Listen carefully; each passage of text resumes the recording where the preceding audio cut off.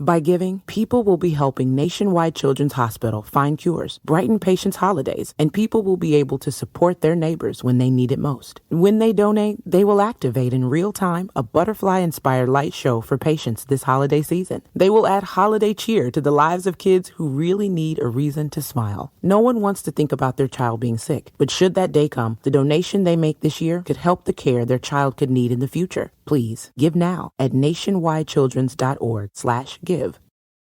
Get ready, Ohio. FanDuel, America's #1 sportsbook, is coming to the Buckeye State. And to kick things off, you can get started with $100 in free bets as an early sign-on bonus. Plus, when you sign up today with promo code OHIO, you'll be all set for when FanDuel goes live in Ohio. Then you can bet on all your favorite teams and all your favorite sports with $100 in free bets. Just download FanDuel's top-rated sportsbook app. It's safe, secure, and super easy to use. Make every moment more with FanDuel, official sportsbook partner of the NFL. 21 plus and present in Ohio. Bonus issued in non-withdrawable free bets that expire 7 days after FanDuel accepts its first real money sports wager in Ohio. 1/1/23. Unique user identity verification required. Offer ends on the go-live date. Restrictions apply. See terms at sportsbook.fanduel.com. Gambling problem? Call 1-800-GAMBLER.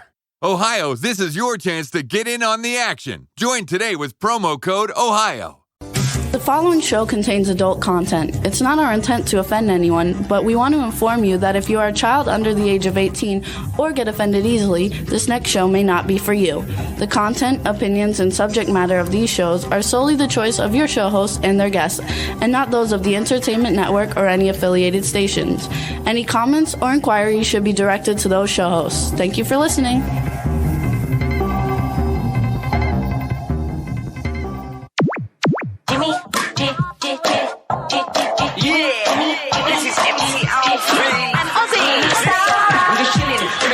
Sitting down and designing, why every man in my thinking, what are we gonna be wearing? Yo, I'm a Liverpool MC, you can't test me, big up the girls inside the party, let's get down to crazy Jimmy, big up myself and known as Alfie, the one and only, the Turkish MC, always love the clothes of Jimmy, British punk, yo, wanna be, Jimmy Star's new celebrity, we'll take you out to Jimmy Star's. Hello. Welcome to the Jimmy Star Show with Ron Russell, bringing you the good times in music, fashion, pop culture, and entertainment. Happy Thanksgiving, everybody. It's our Thanksgiving show. We're ready to rock and roll. Before we get started, let's say hi to my cool, outrageous man about town co-host, Mr. Ron Russell. So ready for Thanksgiving. Ha, ha, ha, ha. Everybody out there, I hope you have a turkey. You know, usually our turkeys cost like $12 to $14. This year, it doubled. We paid $30 for what, 12 pound? 13 pound 13 pound turkey. Usually it's 99 cents a pound. Now It's like $2 a pound. $2 a pound for turkey. Is it going to ever stop, or is this it? Now, if this is it and we have to pay all these high prices, then I think our salaries should go up, and I think we should earn more money, so it's all retro. You know, it's all the same. Not retro. What's the word I'm looking for? The same. Yeah, so it's all the same. I can't think. I'm very tired. I'm working hard, decorating the house, cleaning the house. We put up the Christmas tree. Working in the garden, trying to get my house looking decent so I can have some friends over for Christmas. Try to smile real quick because I think B will probably want to take a picture of us. So smile. Hey, what's up, everybody? We're going to have a really fun show for you today. And thank you, B. Claudia, for what you wrote on Facebook. That was beyond generous and beyond kind and beyond wonderful. And I thank you so much for it and for what you think of Jimmy and I. We have somebody running around Hollywood saying that to everyone that Jimmy and I don't like them. This person is a troublemaker. This person is a little nuts. We know that. This person has a history of mental illness. This person takes medical meds to be balanced. Obviously, the meds are not going to this person. It has to stop because it is detrimental to who we are and our friends. We don't want people to dislike us unjustly because a moron has a bone to pick with us. Anyway, I don't want to even get into it anymore because it's so stupid. It doesn't even value the conversation. But B. Claudia came to our defense, as did many of our friends, saying that this person really needs help and that so wrong. If Jimmy and I don't like you, we don't say anything bad. We never talk bad about you. We simply just don't talk about you at all. You don't exist. Well, that's how we do That's it. right. Rather that's than, right. I was brought up, I have nothing nice to say nothing at all. And there are people out there now who we have had some issues with that weren't quite honest or on the level with their friendship with us. So now I just don't mention them anymore. And if I see them, I walk right by them. That's how we do it. Anyway, but if we don't like someone, they know it. And everybody out there, we love our Hollywood friends. Are you kidding? We wouldn't go to the red carpets if we didn't want to be and see everybody. What, you think I'd go for the movie? I could see the movie in my media room here behind me. What's better than that? It's like a theater. But I go, and Jimmy goes to socialize with all our Hollywood friends. So we want to say hi. B. Claudia's in the chat room, and Dawn's in the chat room. I hope you're feeling better. Again, B. We actually have a great show. Thanks, you too. We have a great show, you guys, today. We have Nigel Carr coming on. He's the partner and interviews editor for Louder Than War magazine. He was on our show, I don't know, many years ago when we were in Pennsylvania, and he's very cool. And then we have Joanne Heckman coming on, who's also known as Jean Heathen and also known as Ziggy. She's an actress, and if you guys remember, Paul Gunn was on a couple weeks ago, and she was in the background, and so now she's coming to the foreground, and she's going to be on the show. We saw her this weekend when we went to the Night of the Tommyknockers premiere in L.A. in Beverly Hills. It was so great to see Richard Grieco again, and Tom Sizemore, and B.J. Mezek, and Sherry Davis. Oh, Sherry Davis. I got to tell you about Sherry Davis. Sherry Davis is a scene in the movie where she's a prostitute in old cowboy town. She's a hooker, and she's having sex with this cowboy. Now, the cameraman did it in such a way that you think you're banging Sherry. I thought it was the most outrageous thing in the world. So I'm telling all you young guys out there who are fantasizing about banging Sherry Davis, which you all are, go see this movie, and you'll be in the driver's seat. And it was fabulous the way it was done. Sherry, of course, I thought might be upset by my saying it, but she wasn't at all. She found it a lot of fun also. No, it's a very... The movie was good. Good movie, and it was Sonny and Michael Mahal from the Mahal Brothers Empire. It was a lot of fun. Joseph Kelly's in it. We saw Dave Bailey there. Everybody was there. But about the film, I'm a critic. The film was well shot. Steady camera, good lighting, excellent sound. The acting was great by the actors. Of course, there were some people in it that paid to be in the film, which is something they do nowadays, instant movie actor. Their performances, we could see, were kind of cheesy. But Richard Grieco played it wonderfully. He played it so mean, so evil, so rotten, and he never said a mean word. He never did a mean thing. He simply smoked a cigarette and looked at you, and his eyes told the whole story. These wise guy cowboys, think they're going to go into this gold mine and steal all the gold that the Tommyknockers store in the gold mine, in the cave. So they go in to steal the gold. Now the Tommyknockers get really pissed off. So guess what? They begin to eat the town. And they look great. It's a good movie. I so enjoyed it. And I know you guys will also. And it comes out on the 25th. I'm not finished yet, Big Mouth. On Thanksgiving Eve, you're going to make me be mean and rotten and nasty. No, the movie comes out. Can I put my fist in your mouth? On the 25th. No, it comes out on the 25th. You know what? When the dog was kissing me and licking me, I thought to myself, I wish Jimmy kissed me the same way the dog does. Anyway, if Big Trap will keep it shut for a minute. Now you made me lose my train of thought. Oh, here, lean backwards a little.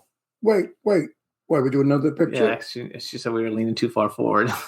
That fucking cackle. You sound like Halloween. Okay, go. Anyway, again, I forgot. Why do you do this? You said the movie, something about the movie. Oh, yes. Harley Wallen, as well as the twins, are now putting stories that are interesting in their films. Years back, it was only stupidity. It was constant chopping, killing, no story, just killing, chopping, blood, guts, eyeball, tits, everything flying off. And it was quite a bore. Now, horror movies are taking a turn for the better. They're giving us a story. So we're interested in what happened to these people when they get chopped up with their eyeballs, their dicks and their tits and their armpits flying all over. Special effects were good too, right? You enjoyed the Tommy Knockers. I love the special effects. I thought they're the best I've seen in a very long time. Of course, some of these movies have crappy special effects. But this guy is a very well-known, Emmy-winning, I think Oscar-nominated. No, he wasn't Oscar-nominated? You're thinking of a different one. The Vincent guy didn't do it? No. His last name is Vincent, I think. Anyway, whoever the guy. He's just a very well-known special effects guy, but he's not Emmy-winning, and I like his work. I think I'm going to ask him to do my movie. What's my movie called? Gift of Magic. No, not The Gift. The Curse. Curse of Magic. Oh, my demented or what? I tell you, I need a shrink. I need drugs. I need alcohol. I need prostitutes. I need gambling because I'm quite dull. I don't do any of that. So B. Claudia said you look like you lost weight. I did lose weight. I've lost 14 pounds and I feel sensational. I've stopped eating sugar. Also added sugar and alcohol sugar, not meaning drinking, meaning the alcohol sugar they put in all the food to make it taste good. It's really a sin to add up the amount of sugar one eats in a day. You can eat sometimes 2 pounds of sugar in a couple of days. Your liver cannot handle it. Your blood sugar goes crazy. You get crazy. You lose your memory. And also, I find I'm far more alert now, and I'm remembering my lines for movies better. So there is a tremendous, tremendous difference by not eating sugar or processed foods. I eat healthy, and it's not bad. I'm getting used to it. My favorite now are asparagus omelets. Did you ever, in France, when I was in Paris, that's all I ever ate were asparagus omelets, which I adore. And they're delicious, and I know you will love them too. And they're healthy. I eat lots of broccoli. I eat lots of vegetables. I eat tons of salad. And I have energy, and I feel clear. My vision is better. I don't pee 50 times a night. Now I only pee twice. So please, everybody out there, try it. Go sugar-free and junk food-free for 2 weeks and let me know how you feel. There you go. So even Jimmy's on it. But yes, I have lost weight, and it was an easy way to lose weight.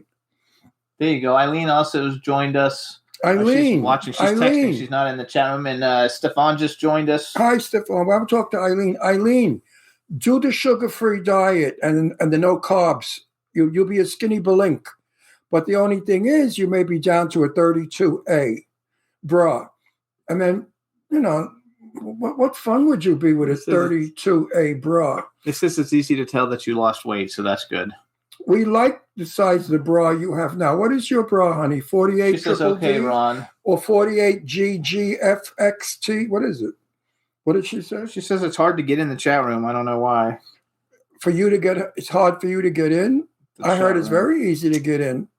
I mean, don't be a pig. I'm not a pig. You got a filthy mind, Jimmy Starr. You always take everything so dirty. Anyway, I'm trying to get Eileen in the chat room. All right. She said you talked about all this shit last week. Move forward. Who said that? Eileen. Eileen. It's a repeat. 2 words, Eileen. It ain't Merry Christmas. It ain't Happy Thanksgiving. It's more like fuck you. Yeah. Said with a great deal of love.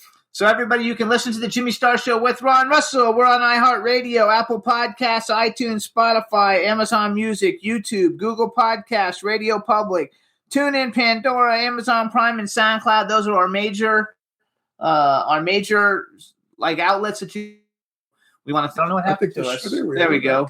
We're back. It looks like our first.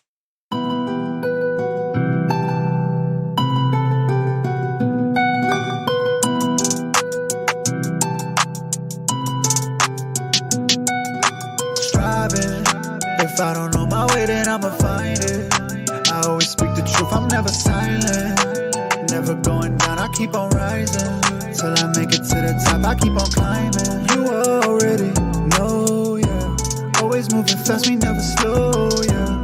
Boy, you better catch up with the program. It's funny how I did this shit with no plan, and now I'm going crazy. I feel bad for anybody that betrays me.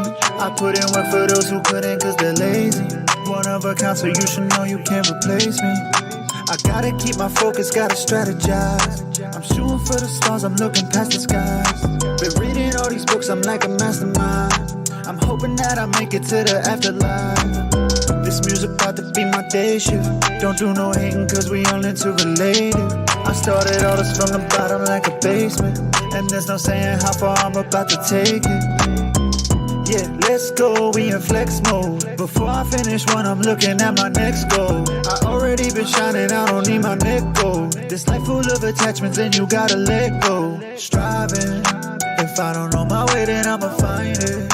I always speak the truth, I'm never silent. Never going down, I keep on rising. Till I make it to the top, I keep on climbing. You already know, yeah. Always moving fast, we never slow, yeah. Boy, you better catch up with the program. It's funny how I did this shit with no plan. I mean everything I say and I say everything I mean. Promises are promise and my promises I keep. I told everybody I'ma always strive to strive. I told everybody I'ma live until I pass away, but we can't actually pass away. There's something about my energy that they can never take away. I know this cause I'm tapped in. Consciously spitting, they call it rapping.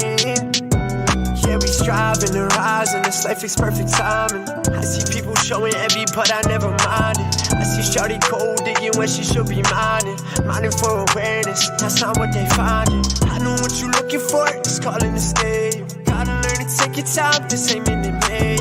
Been at it for years, I've been steady driving. Put myself in gear, look at me striving. Striving, if I don't know my way then I'ma find it.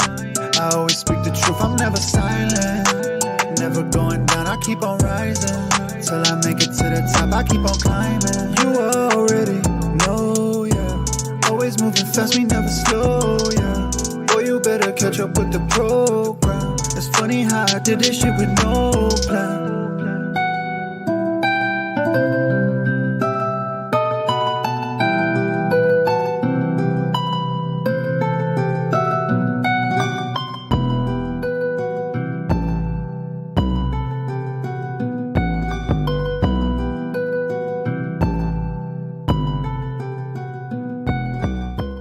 Everybody, we're back. I don't know what happened, so I apologize. I'm hardwired, and I have all my bars, and I don't know why I don't have internet. But anyway, hopefully we can bring back our guest now that we're back. Why is our lighting changing? Something's weird here. Do you think our house is haunted? No, it's not haunted. Nigel, what's up? How you doing, guys? We're doing good. How are you? Yeah, I'm great, thank you. It's great to see you. You're looking so well, Ron. Thank you. Yeah, I don't know how you've long lost weight. Yes. Oh, yeah. You said you look like you've lost weight. I have lost weight, and I feel good, and I look better. Everybody should lose weight. Weight, my doctor said to me, for every 10 pounds you lose, you live 10 years longer. So if you're overweight by 10 pounds, you're 10 years shorter of living. And I believe that because I know so many people who are morbidly obese, and they have all sorts of medical problems. And in one case, this gal lost about 80 or 90 pounds, and all of the problems went away. How do you do on eating? How are you? Are you healthy or junk food? I'm very healthy, but I have not an eating disorder, but I have a little trick on how I keep slim. And I am allergic to egg, allergic to cheese, and I'm gluten-free. Oh, wow. I swim a mile every 2 days, and that sorts me out because I can't eat anything that's sort of heavy in fat. I don't like butter, so I use spread, and I do exercise, and that's what keeps me slim. That's my recipe.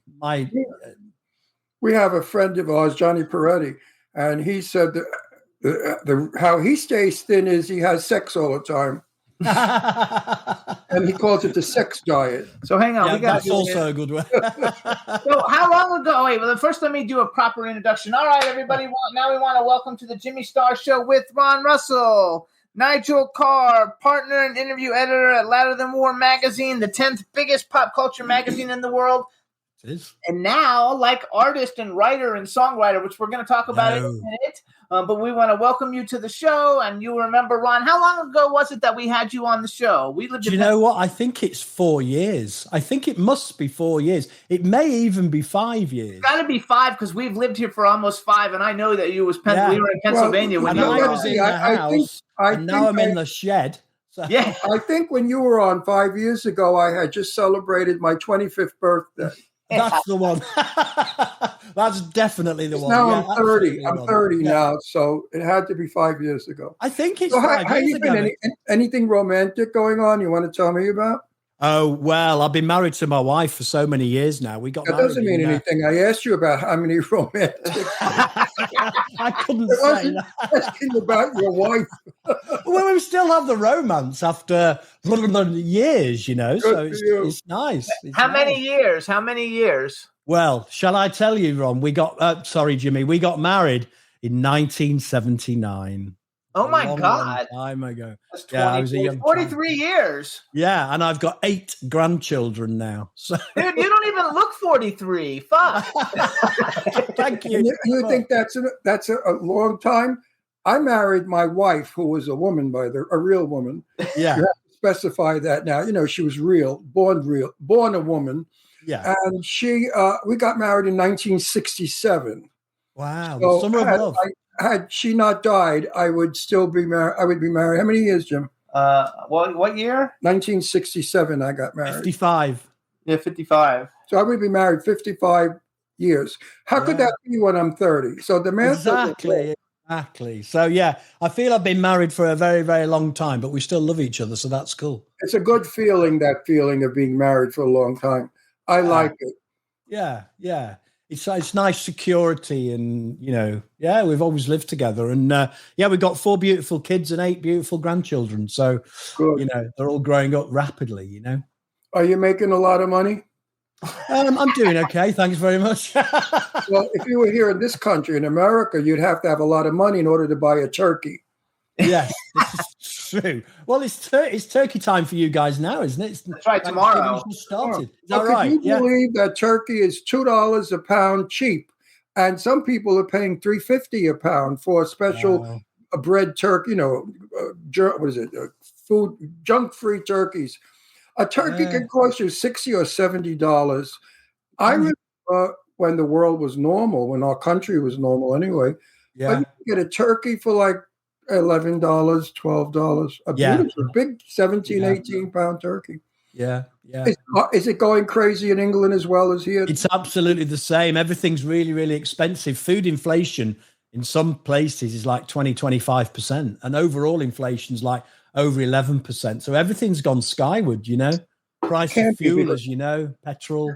The last time I was in London, my daughter and I had eggs and bangers and eggs.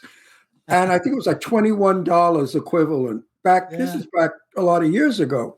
Yeah. What is it today for eggs and bangers per person? You probably, if you're in London, you could be talking 15 or 20 pounds for a decent breakfast. But, there are plenty of cafes where you can go, under £10, £12, something like that. Hang on. So how much would bacon and eggs be? Well, I don't eat eggs, you see, so I never order them, so I couldn't tell you. So Dave Stars Now UK, who's in the UK, says a half a crown of turkey is about 20 pounds, which is around $25, which I don't know what a half a crown of turkey is. Well, a crown, they take the breasts off the turkey, and that's the crown. So they just take the top off it and cut the rest away, and that's what they call a turkey crown. Well, that's expensive. We call it the breast of turkey. Yeah. So how much is a breast of turkey? If you just buy breasts, they could be anything from, I don't know, £3 or £4 a pound. I think something like that. But you get a £25 turkey and it's £3. It's £75, £80. It's quite normal to go into Marks and Spencer's and buy a full turkey for £85. It's a lot of money. I love Marks and Spencer. Well, you guys are lucky. Also, B. Claudia is in the chat room, and she says it was January 17th, 2018 that we had you on. Was it? She's like a freaking encyclopedia. Well, it's 5 years in January. Yeah, so say hi to B. Claudia. Actually, say hi to everybody in the chat room and then say hi to B. Claudia. Hi to everybody, yeah. Hey, Claudia, how much is turkey a pound in Germany? I don't know, but she says her mom used to pay 64 euros for gas, and now it's 170 to fill up her car. Yeah. If you go to a gas station in the UK now, they stop at £100, and a typical car will cost about £130 to fill up, but they won't give you more than £100 worth. So you can't actually, in many gas stations, you can't fill your car up. Jimmy's got a very large Mercedes, right? Yeah. $120 to fill it up. Yeah, but they're saying there's like 150 to 180. More. I know it's that. More like 150. I know that, but you know what? Yeah. That's a shocker for us in this country because gasoline used to be $2.29. Well, I remember when it went over $1, everybody went crazy. Yeah. Yeah, that's crazy. Now I remember when it went over $1. Yeah. All right, so let's go into other things. Let's get out of how much it costs to live. No. And my Audi is a little baby. You know, it's an Audi sport car, little thing. Yeah. It cost me $108 to fill up. Yeah. It's insane. So that's why I've become a bank robber, and I'm robbing banks every other day. I do. Better watch out. Somebody's listening will probably think you're serious, and they'll be knocking on our door. You should be wearing a mask, Ron, just in case so people won't recognize you. Yeah. Well, no, I tried selling my body. I stood on the corner of 3rd Avenue and 59th Street. I said, $5. People just were you wearing your Jane Russell outfit? What? Wearing your Jane Russell outfit. You know what? I'll get all those guys that dig chicks with dicks. You're right. Well, the freakos will get me. I could probably afford to put gas in my car then. Yeah, I'm a happy hooker.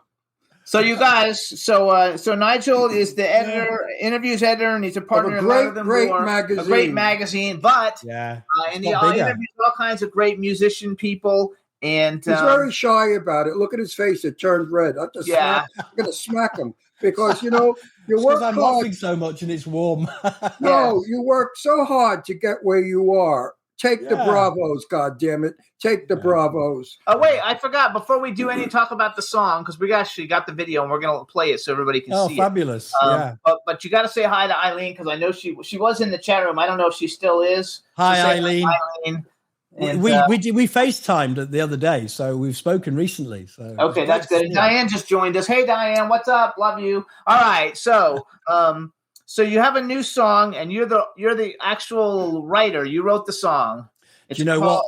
It's the weirdest thing because you know me for running Louder Than War with John Robb and interviewing people. I interviewed John Lydon and Toyah and Sean Ryder and some other sort of British luminaries. You know John Lydon from the Sex Pistols. Yes. It was a huge interview for me because he was my hero when I was a kid growing up, you know, Sex Pistols and punk rock music. And obviously Toyah was part of that as well. So to get those guys to interview was quite phenomenal. And John was absolutely lovely. You know, he can be a very aggressive, very abrasive character, but to get him on Zoom talking to me and looking at the artwork in my office and commenting and everything was surreal. You know, it's very, very strange. I know you do it every day, you know, but I arrange a lot of quite big interviews for people, you know, who work for the Louder Than War network. There are 100 people now contributing to the Louder Than War network. Oh, wow, that's huge. From Eileen over there, we've got Audrey in Boston, Massachusetts, and we've got a guy in Russia called Don Volovov. So we span the globe in terms of people contributing. And I'm just arranging interviews right now for the guys from Def Leppard, you know. We had the drummer on. Oh, did you? Yeah. The guy with one arm. I can't remember his name. So I arrange a lot of interviews, but I do some of the big ones myself as well. And I've really enjoyed doing it. And Louder Than War is growing like crazy now. So it's great to see. You know, we have our own radio station now. I wrote down on here that you're the let's see, what did I write down? I wrote that you're the presenter and the station manager on Louder Than War Radio. That's it up. I was working. Well, I was doing a show on local radio here in a place called Altrincham, and they fired me because I wanted them not to. They were being political. So they were interviewing the Labour Party, the Conservative Party in England. And I said, well, why aren't you interviewing Labour and the Green Party And they phoned me up and fired me after 83 free shows that I did for them. So I set up my own radio station, our own radio station, under the Louder Than War umbrella. And now we have 13 presenters. And Audrey in Boston, who took over the running of it last week, because I got too busy because me and John are working on other things, you know. So they wrote in the chat room, Rick Allen. That's Def Leppard, the guy, the drummer's name. Oh, that's right. Yeah. When they fired you, did they give you severance pay? No, he did it for free. I was doing it for free, but they didn't. Wait, back it up. How can you get fired if you do something for free? Exactly. I mean, that is so fucked up. You can in England. You can in England. It's crazy. It's crazy.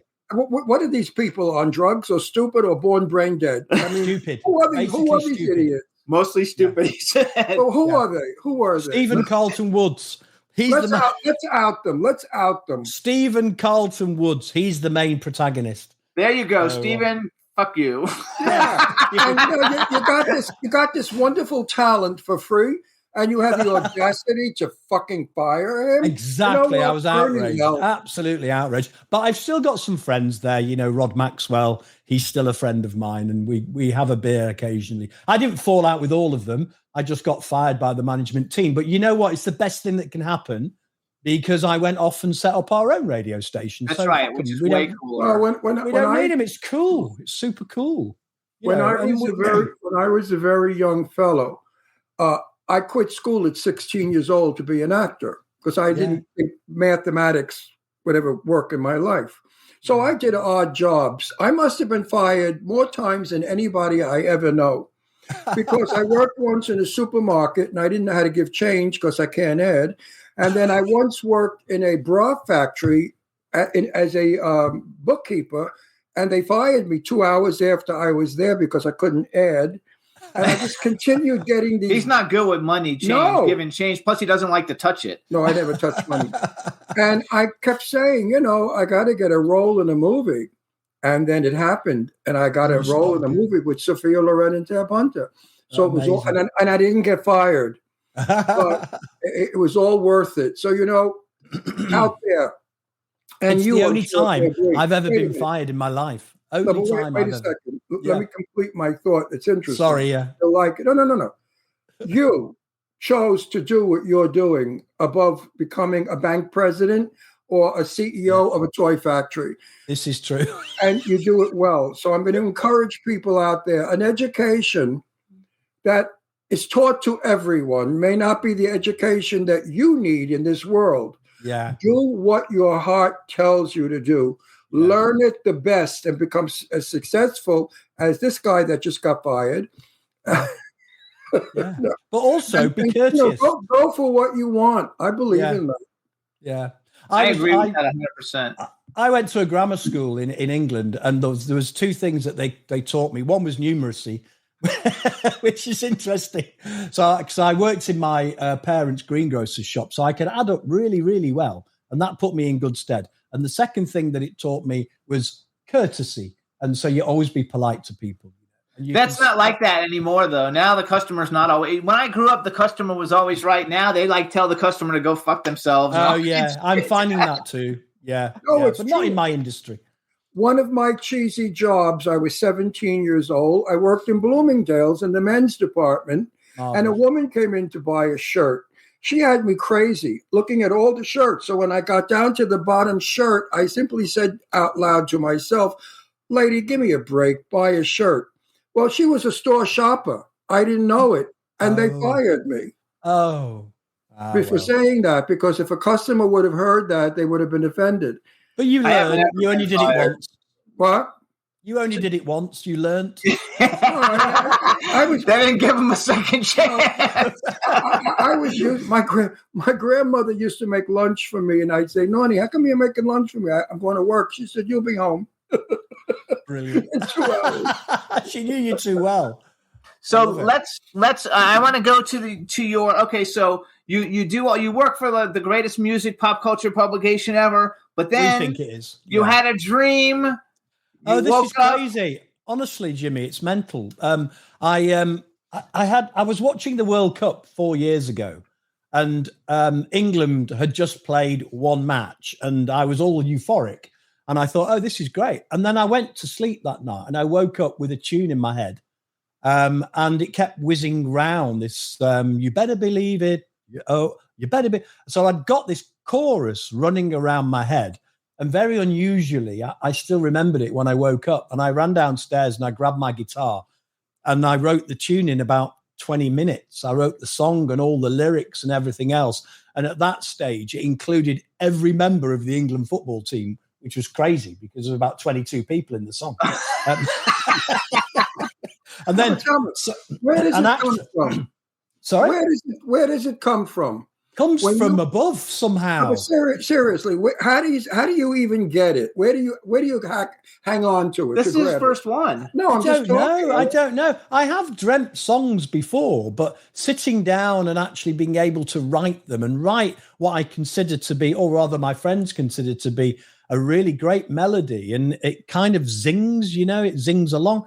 Where does it come from? It comes from the sky. It comes from your conscience. It comes from inside there somewhere, and then you wake up with it and you can't get rid of it. And so you have to get it out. So you just end up playing it.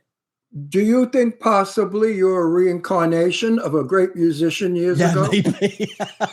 Maybe, but I don't know which one. I believe that.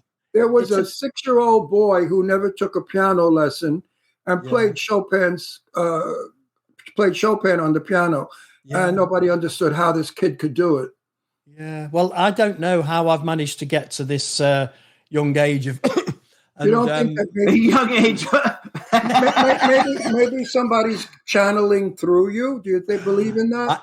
Do you know what? That's what it feels like, because I've written another song recently, a love song, and it feels the same way. It's almost as if there's a clarity of thought that it transcends normal thought processes, because we all know we're all very, very busy and we sit at home or we do our jobs. And I'm sure you guys as well, your brain's very cluttered.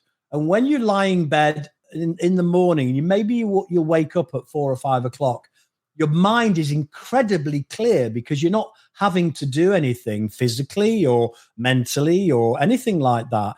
And I've found that recently that my mind is so clear that when I get the song in my head, I can almost write it in my mind before I get up and start moving around. And I might just sing it into my phone or something to save the melody or one or two words. But I've found an incredible clarity of thought as I've got older.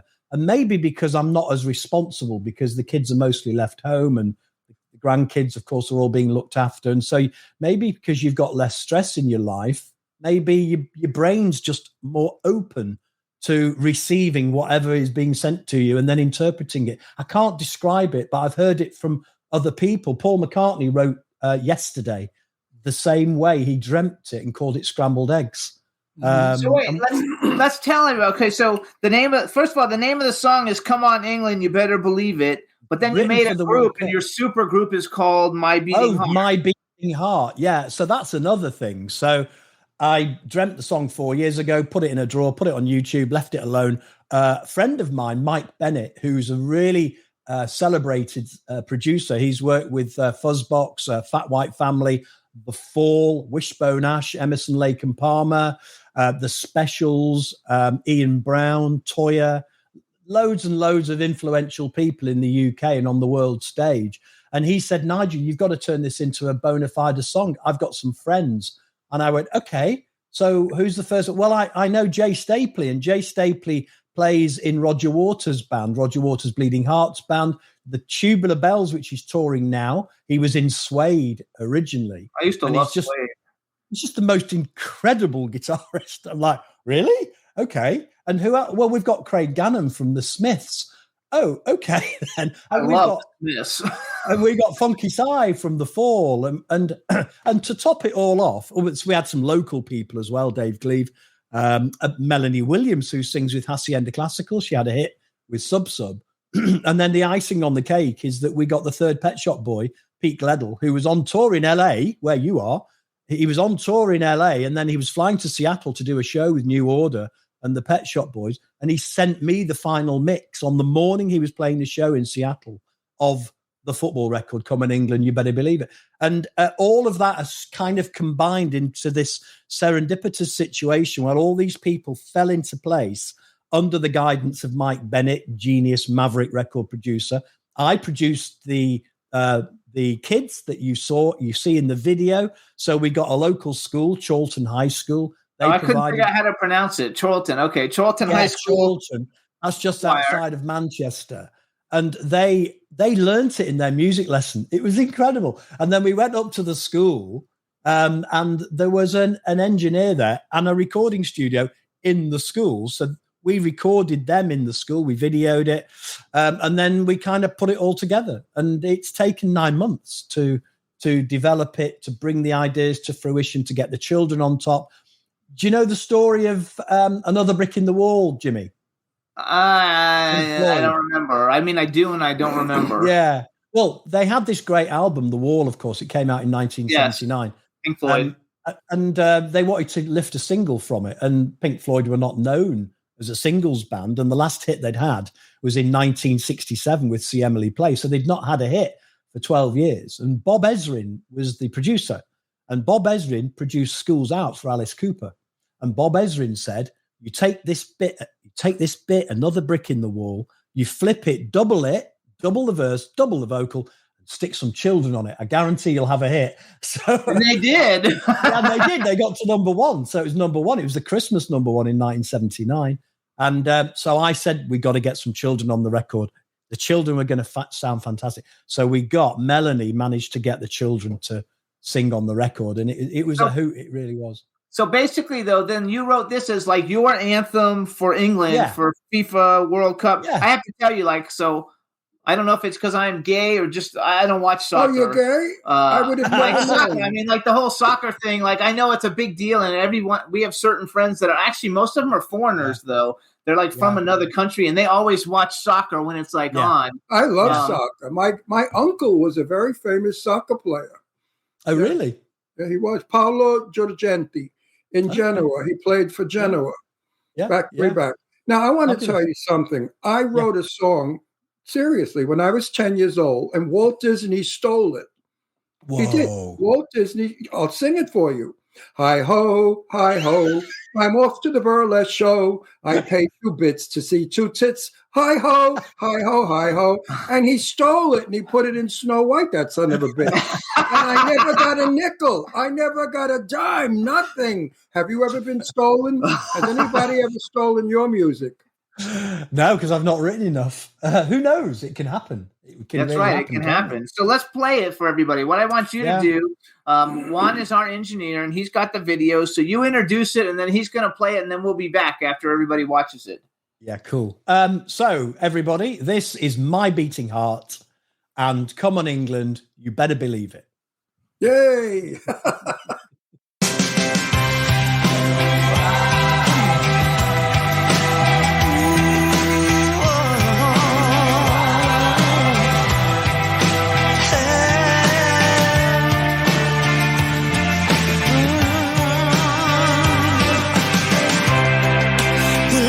National game. We wanted to come home this time for sure. We want more. The lines are all in play. The S's were the ones who showed the way. So let's play.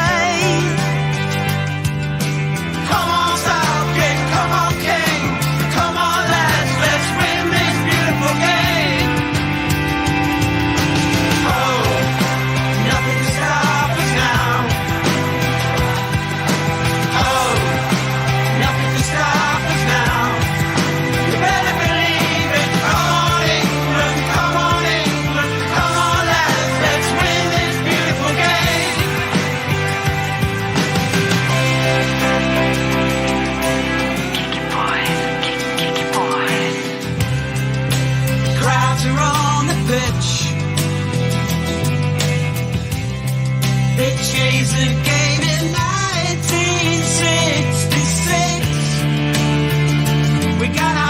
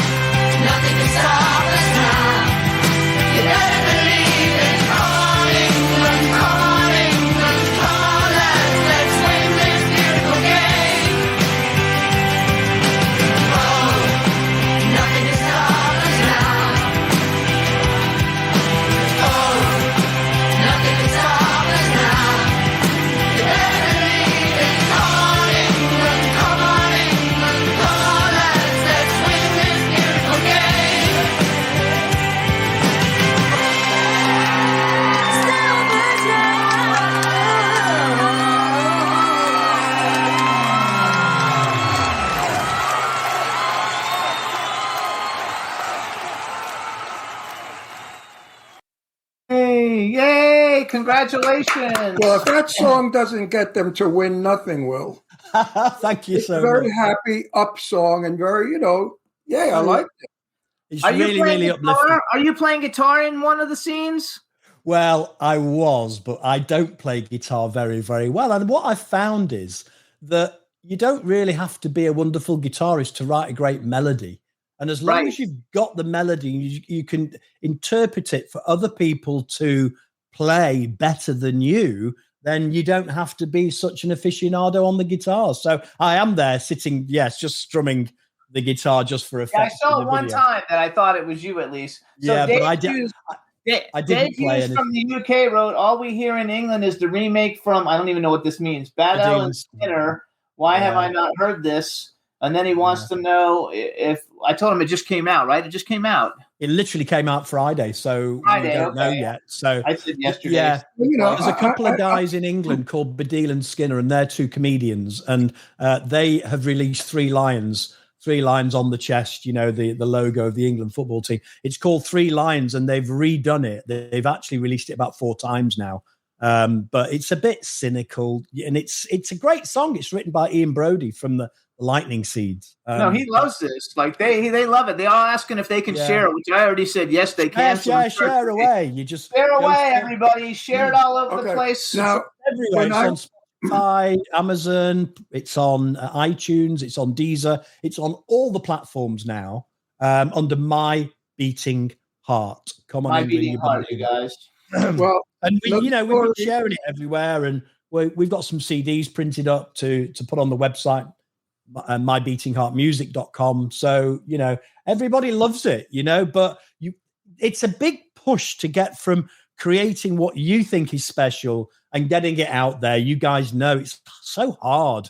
We've been on the Mike Sweeney show. We've been on the Times, the Times newspaper. We've been on their radio show, and we've been on quite a few places, but it's very difficult to get because there's a lot of people who are down on the World Cup because it's in Qatar and they have a thing about gay rights over there. But if we excluded every country, and I know it's very special to you guys, but if we excluded every country that didn't respect LGBT plus and gay rights, a third of the world have a ban on homosexuality. I don't know if you knew that. A third of the world, 69 countries. It's outrageous, but it's real, And there's we don't go to any of those countries. No. I have to tell you this. When I was about 16 years old, I was in the airport waiting for a flight, and I had my guitar, and I was playing my guitar. And this man comes up to me and he said, "You really play a guitar well. Could you teach me how to play a guitar?" And I said, "Sure. What's your name?" And he said, "Elvis Presley." Is this as true as the Hi-Ho song? So if it wasn't for me, Elvis never would have been anything. That's hilarious. By the way, we're playing the USA on Friday. That's the one thing I can't do. Play a musical instrument, and I love the piano. I wished I could play the piano. I would play it all the time. I've played the guitar badly for since I was 14 I've never years played old. a guitar. I've never played it. Wait, what do you mean? So what do you mean you're playing Friday? Yeah, so England play USA in our group stages on Friday, 6:15 p.m. This Friday coming up. Yes, we play we play you guys. So I hope you win just because, I know you're so into it and everything. So, and I don't really have any stake in it. So I hope you win. He's going to win. if he thinks positive and thinks win, he will. Yeah, we beat Iran 6-2, and we're playing Wales, I think, next week. But I think we're playing the USA on Friday. Yeah. What happens if you lose, though? If you lose, do you still get to play Wales? Well, we do because there are 4 teams in each preliminary group. And you play all of them. Yeah, you play the other 3. So there's 3 games, and then the top one go to the quarterfinals, and then there's the semifinals. But that's how it works. So did you play soccer as a kid? Oh, soccer. You know what? Let me tell you this. We can call it soccer. That's okay. No, they have soccer in England. No, they call I was the worst. I was the worst football player ever. So when I was 12 years old, I was picked for the team in the first class of the first season being at school. The next week, there were 3 of us left. And then on the 3rd week, there was me and the fat kid. And then on the 4th week, the fat kid got picked before me. I was so bad.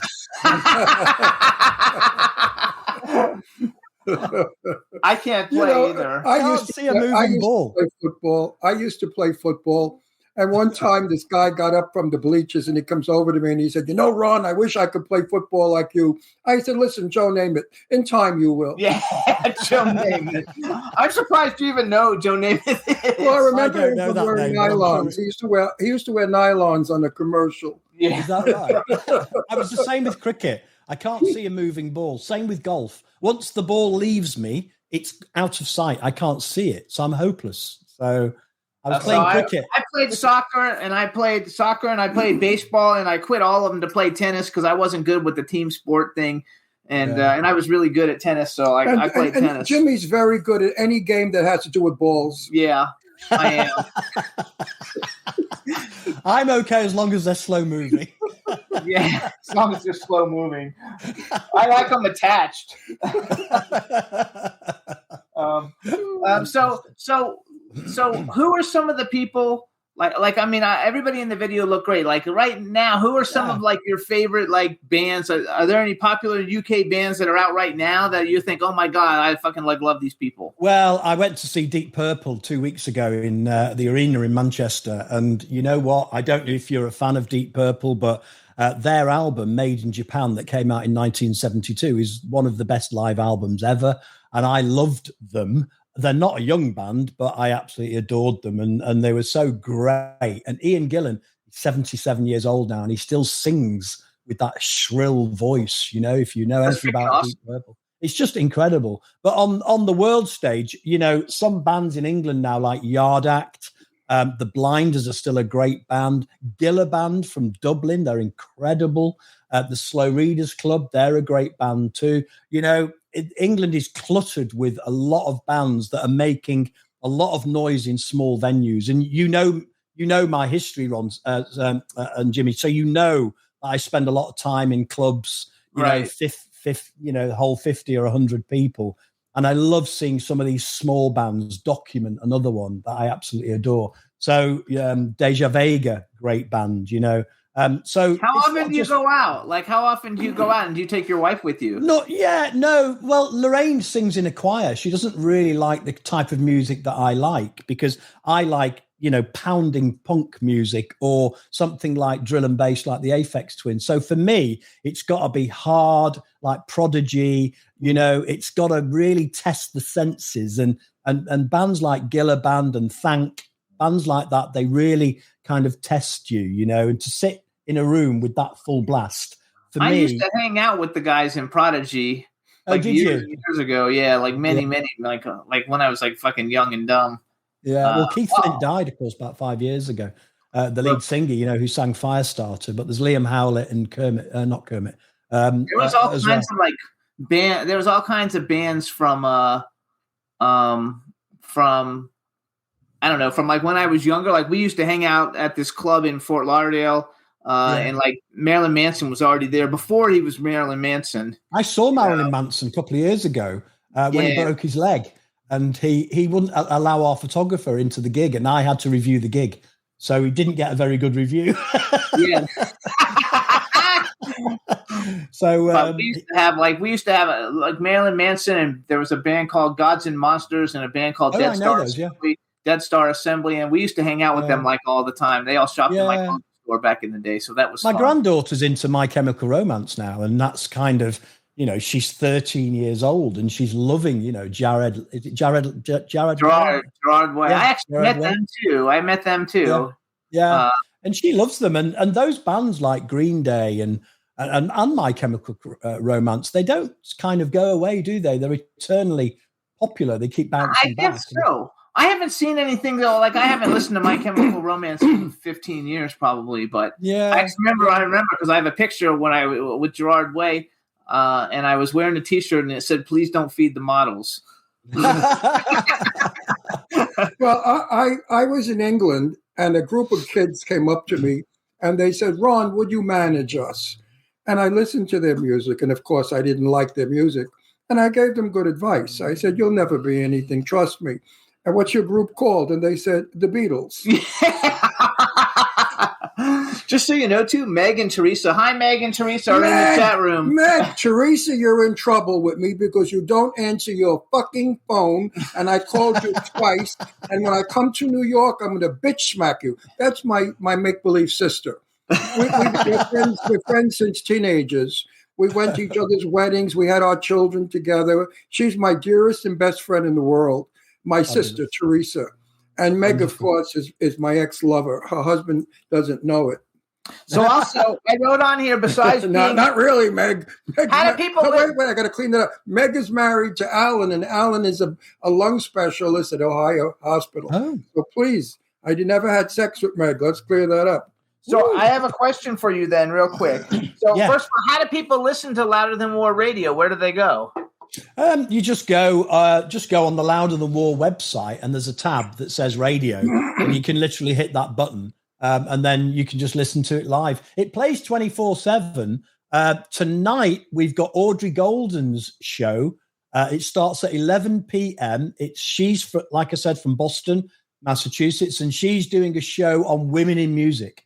So she's got all of the sort of popular women bands. I haven't been through the schedule, so I don't know what she's going to play. But the theme of her new show, and I think it's great, is women in music. She used to do a cinema show on Saturday afternoons. So she'd do things like John Carpenter and, the Batman films or something like that. I love. And play all of those tracks from movies. It used to be called the cinema show. But now she's doing this show tonight. Now, normally I would do a show at 9 o'clock and then she would do a show at 11 o'clock.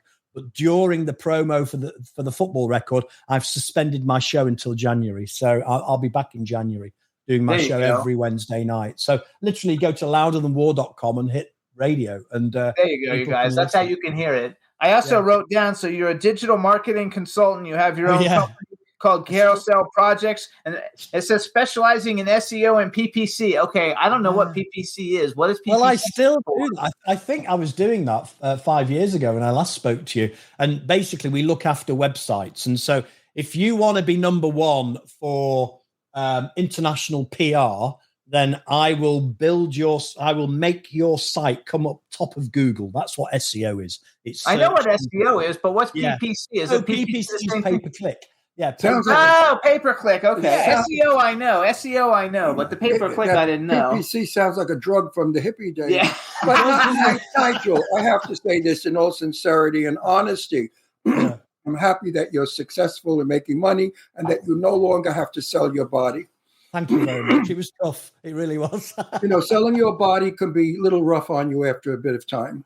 I think so.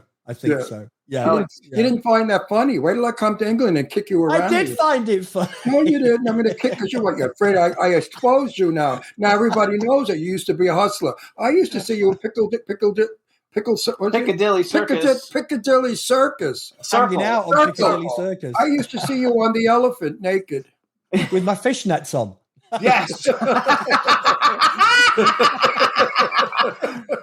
My stilettos. You got me. Nigel, you're the best. You're the best. So much. Also, B. Claudia also says that you can go and the radio station is on the App Store too. It is. So we're on iOS and we're on Android apps and also on Alexa. So although I find it quite difficult calling any radio station on Alexa, but we've got downloadable apps. So they're free and you can just go to the App Store, search Louder Than War Radio and download them. And actually that's really good because you can see every track that's being played. Whereas if you go on like a website browser thing, it's difficult to see the tracks. There you go. So it broadcasts all over the world. It's a fabulous show. So you guys follow Nigel on Instagram. He's Nigel Carr UK, NIGEL CARR UK. That's his Instagram. And most of all, buy his magazine. How does he get? No, you don't buy it. It's free. You just read it. Your magazine is free. Online. Wait. Stop the camera. Stop it all. Wait a second. Hold it. You worked for free and got fired. Yeah. And now that sensational magazine is free. Well, it's free online. The website does earn some money. And, we like to say to people, it's free to read the magazine because it's an online magazine. It's like Rolling You're out of your Stone. mind. It's a hit magazine. You can make a fortune on it. It is, but we did have a physical magazine, but we stopped it during COVID. So we might bring back the physical magazine that we can sell in newsagents or 24/7s or whatever. But the website, obviously, it's free to go on, and it earns some money from subscriptions and advertising and things like that. So we do pay our editors a little bit of money. That's how it survives. Am I wrong? Correct me if I'm wrong. You're the number one magazine in England of that sort of music, right? We're the number one for that type of music, yeah. Well, and you're not selling it? You sold your ass. Now you're not selling your company. Yeah, but the trick is that the magazine is not the asset now. The users are the assets, and that's how Facebook makes money. We don't sell user data or anything like that, but we have quite a lot of subscribers. And so, if we've got T-shirts, we sell Louder Than War T-shirts. So this is one of the Louder Than War T-shirts. So, and we sell tickets and we sell, we've got a record label that John set up. And so there's a band on there called Those Fucking Snowflakes who we've released. It's so cute. Who we've released. I love when you blush. I love when you turn red. I know. You blush so easy. I do. You know what? When Jimmy and I are in London, we're going to ring you up.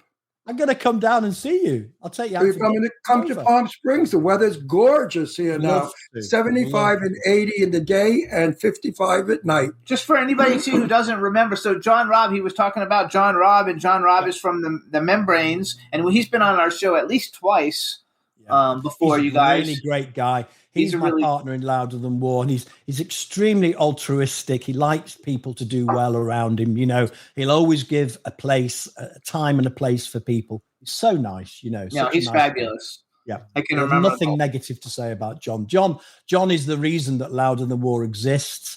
I brought financial stability to it about 3 or 4 years ago. I designed the new website and had the new website built.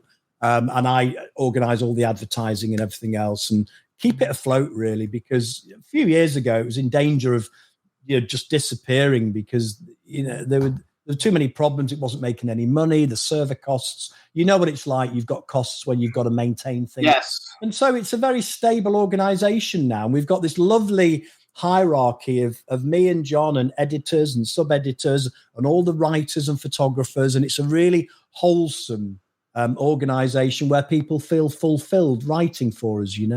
It's an outlet for people's creativity, and that's what we love.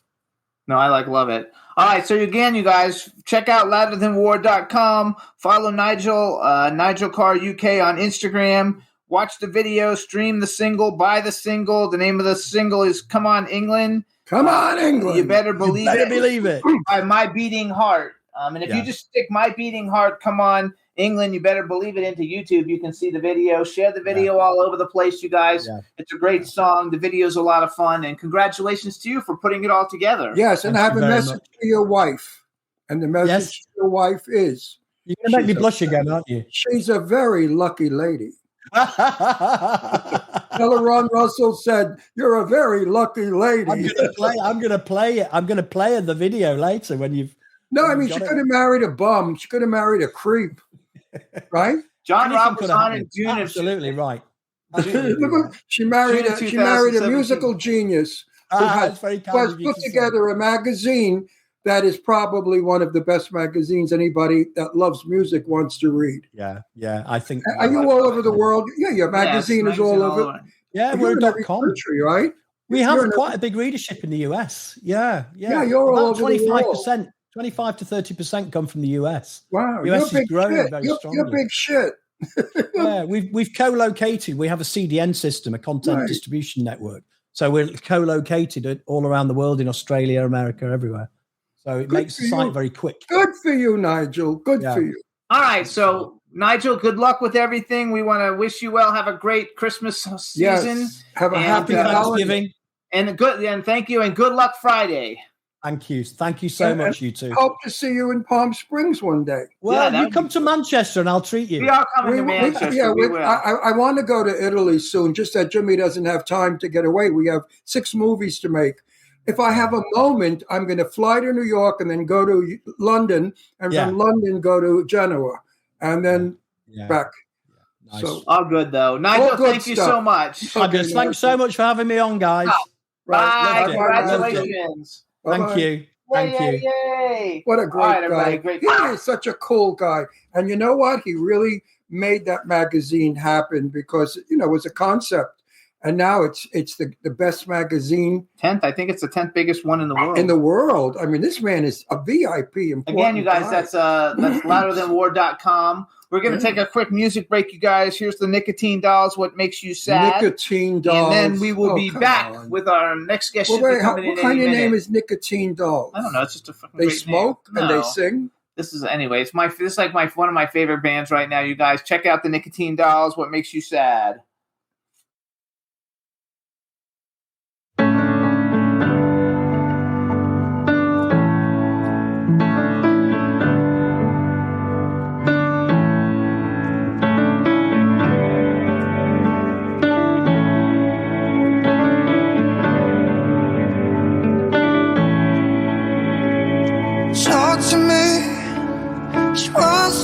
Soft inside that's tearing me up into the pieces on the floor, you see.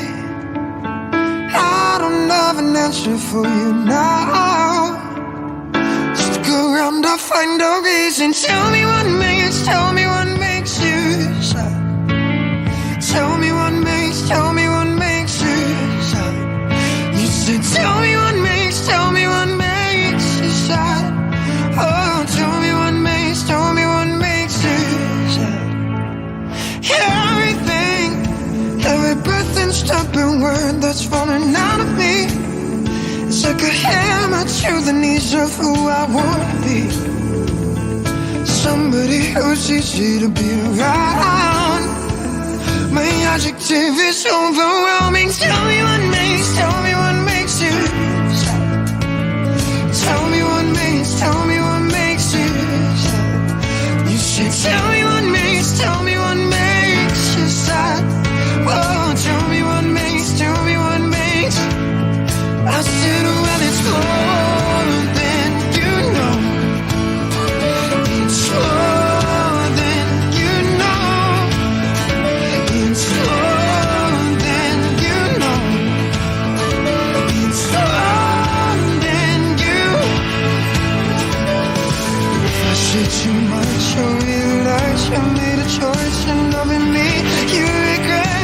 You run away from the falling house into another person's arms, straight into stronger hearts. I wouldn't break your heart. If I was you, I'd fall apart next to this bleeding, bruising heart on a wall in a room no one wants to walk in. You leave me hanging it open. Tell me what makes you sad. Tell me what makes you sad. You said, tell me what makes you sad. Oh, tell me what makes. I said, well, it's more than you know. It's more than you know. Oh, it's more than you know. It's more than you. Tell me what makes you sad.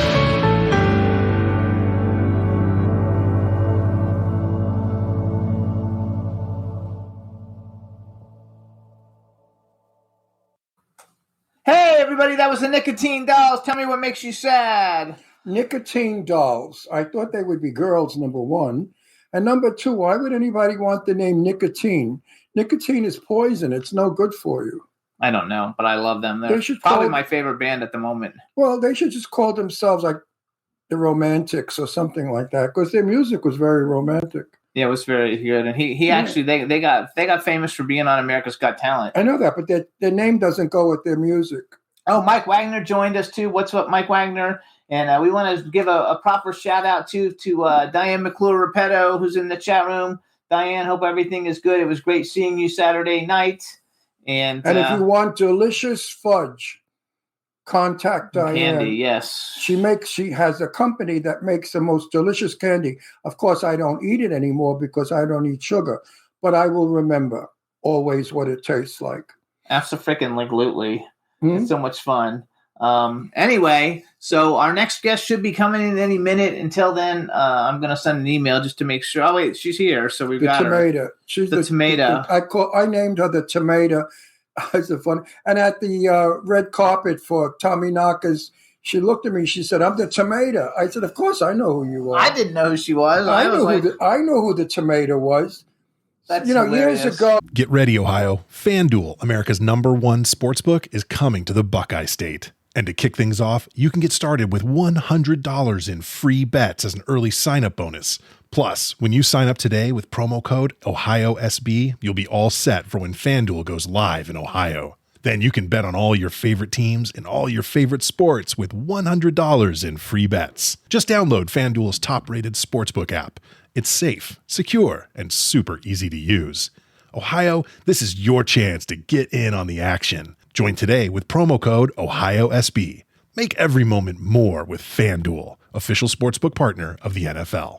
21 plus and present in Ohio. Bonus issued in non-withdrawable free bets that expire 7 days after FanDuel accepts its first real money sports wager in Ohio on 1/1/23. Unique user identity verification required. Offer ends on the go-live date. Restrictions apply. See terms at sportsbook.fanduel.com. Gambling problem? Call 1-800-GAMBLER.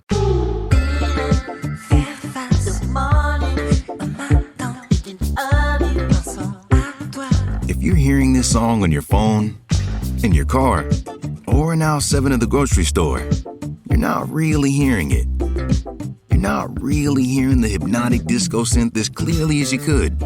You're not really feeling the bass line in your chest. And you're certainly not hearing a century of sound innovation. The only way to hear this song the way the artist intended is to hear it on a Denon home speaker. A speaker built with as much craft, dedication, and precision as the music it plays. Which means you won't just hear the song, you'll feel it. Denon home wireless speakers, crafted by the sound obsessed, for the sound obsessed.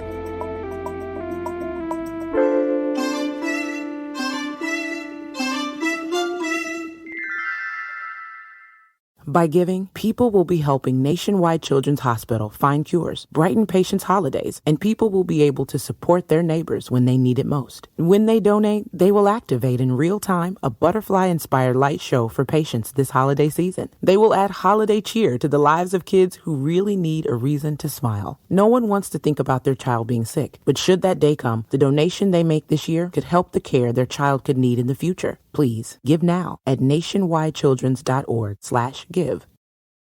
Oh, in the 1940s and 50s, when you called a woman a tomato, she was like a hot, wild-looking, beautiful, like a Rita Hayworth or Hedy Lamarr or a Marilyn Monroe would be considered tomatoes in the old days. So we're going to bring her in. Come on, let's bring her in, Juan. Bring in the tomato. Hey! Yeah, look at her. She's so outrageous. I can't stand her. Look at Say her. something so we know we can hear you. Oh, I you have look a kimono fabulous. on. She has a kimono on. She is so she is one of the most outrageous broads you ever meet. I love her. I love her.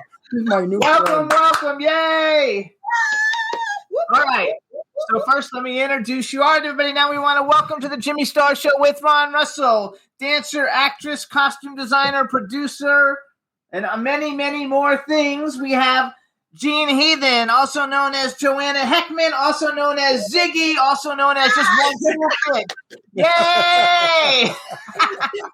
Welcome on, baby. Ron. So say hi to Ron. And she's also Hi, Ron. sweetie. Look at She's you, also boys. Paul's girlfriend. Oh, we don't know that. Yeah, aren't you Paul's girlfriend? They don't tell anybody. They're friends. Just between us. Don't Yeah, tell them. yeah, no, 4.5 million people. That Are just you listen. married? No, they're not married. No, are you married to someone else, and that's why you don't say Paul is your boyfriend? No. Your friend, You have such beautiful teeth. They show up so nice here. They're just gorgeous. Like So we have a glowing chat room full of people. So say hi to everybody in the chat room. Hey, everybody, all beautiful people out there. Oh, there's Paul. Paul, come say hi real quick. Paul? Paul, say hi real quick, and then we'll kick you out. There Hey, you are. Paul Gunn, everybody. Look. You're going to tell me you're not lovers. I'm her IT guy. I'm fixing her. You're both she didn't- lovers. He's the IT guy. Man. Now she can see all the Oh, chat. look at the dog. Look at the Hi, dog. You have a pit bull. Hi, you guys. Nice seeing you again. Okay, see you later, Paul. Bye. We want to only interview the tomato, not you. Beat it. Oh, he'll be back. Yeah, he can come back. So I have Dawn Hinton in the chat room. Yeah, she wanted me to make sure you say shout out, so that's good. There you go, Dawn. Thank you so much, girl. You rock. Woo, rock star. I have to say, so many things so cool. So like, I didn't realize how many people like know you. Everybody knows you. Everybody knows how you feel. I put that shit up on Instagram. And like you got 10,000 likes on Instagram, and I don't get 10,000 likes for people who are in like $100 million movies. I was like, holy shit. Everybody like knows you.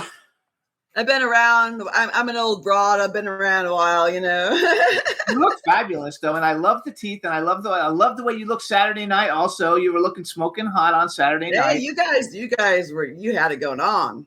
No, it was fun. So you guys can follow. So how come your Instagram is under your other name?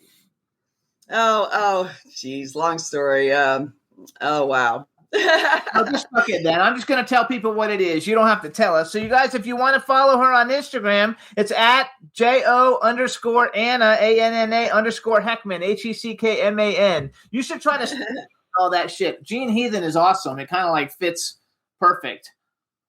Well, I got it from Bowie.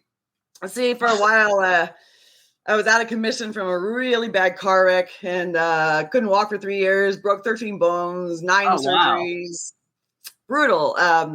And so when I got back into the business in 2016, Bowie just always influenced me so much. So I took it from Jean Genie, let yourself, his song Jean Genie, and his Heathen tour. So Bowie. That's funny. So Jean Heathen, got it. So I started dressing as Ziggy Stardust, and you look like an actress from the 1950s, and her name. Well, her name was like the 20s, 30s was my era. I think I should have been born. No. Her name was Kay Kendall. Oh, she was married to Rex Harrison. She was an English actress.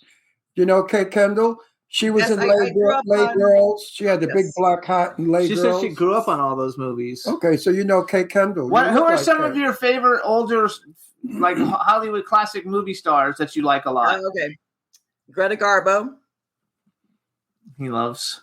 She came in. I have a story. I worked for La Jolie Femme, which was a hair salon in Sutton Place, very upscale, neighborhood Sutton Place.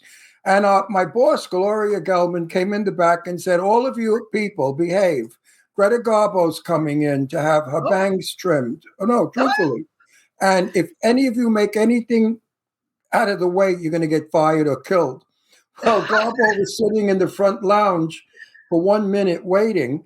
The entire staff ran out and screaming, Garbo, Greta, Garbo. She got up and walked out. My boss had a fit. She said, do you realize we could have advertised that we cut Greta Garbo's bangs? I said, yeah, it would have been better if one of us could have banged her. Then it would have been, we banged Greta Garbo. Well, she knew how to have fun. Except she was gay. Garbo was gay, so no man could bang her. Actually, though, so you were in a bad accident for like... She was both, No, Garbo was basically a lesbian. Yeah, the rest of it was just publicity. She was known as the face. No, she was a dyke. She dressed like a man half the time. I do too, so what are you gonna do? You don't. Not anytime we've seen you yet so far. So you were in a bad accident, but you must have healed really well because you were wearing heels and stuff still. Yeah. I figured, if I'm going to go out in the world, I might as well go out with a bang and not just slowly die like I was doing with, medical stuff. And right before the accident, the tough thing was I just got a part on Broadway with a show called Forbidden Hollywood.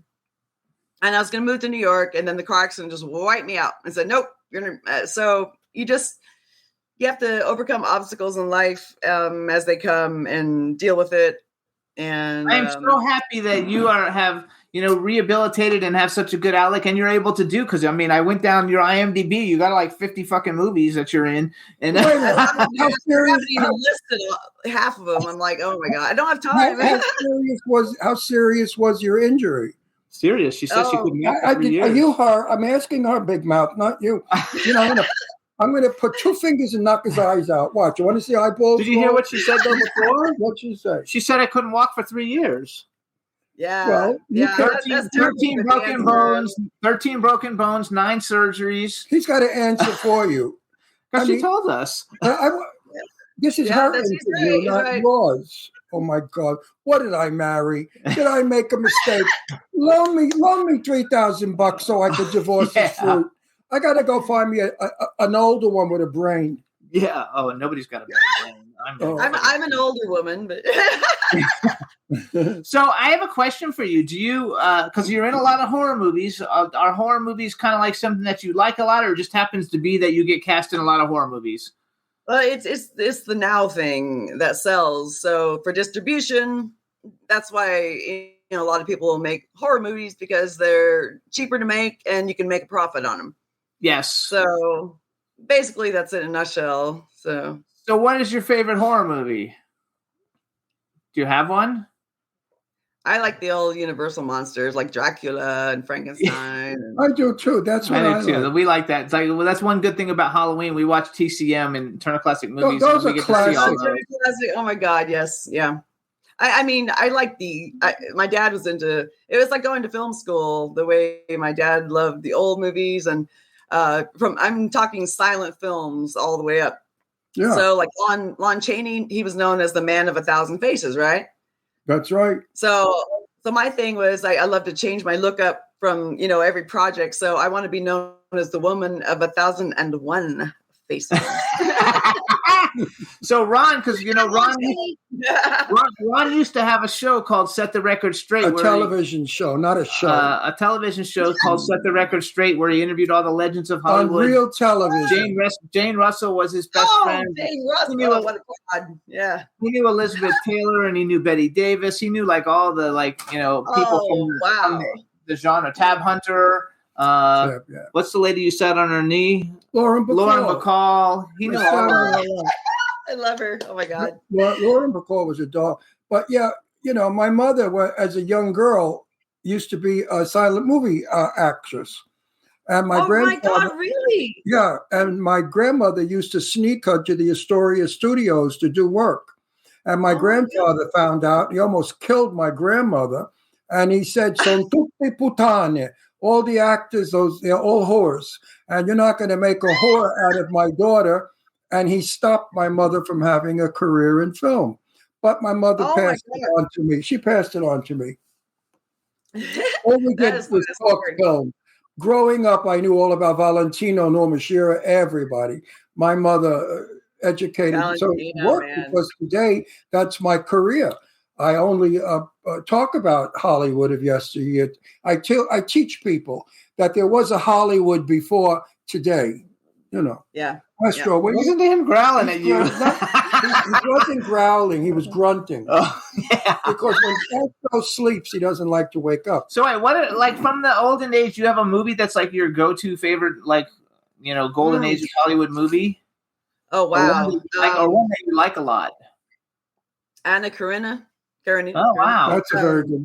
Greta Garbo. Yeah, well, I mean, the original Phantom of the Opera with Lon Chaney, the silent movie. Oh my God. He would tape his nose up to look like a skull, and he really changed his look up.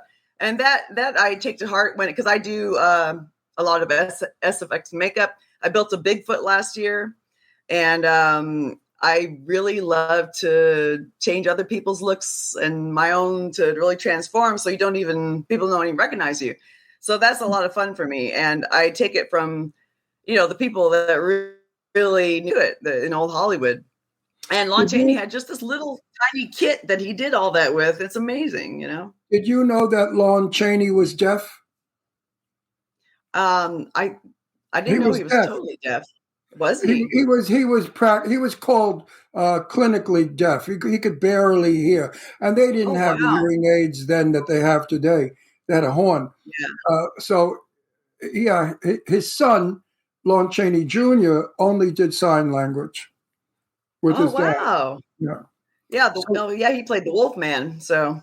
Because I wrote down the actress, costume designer, producer. I used to do costume design for film. I told you that a little bit, and I used to make all one of a kind clothes. You dressed some peoples that were. I dressed Elton John, and I did the costume design for Too Fast, Too Furious, and he dressed Elton John. He dressed Madonna. But the most important person he undressed was me. Yes, I undressed you. I dressed them.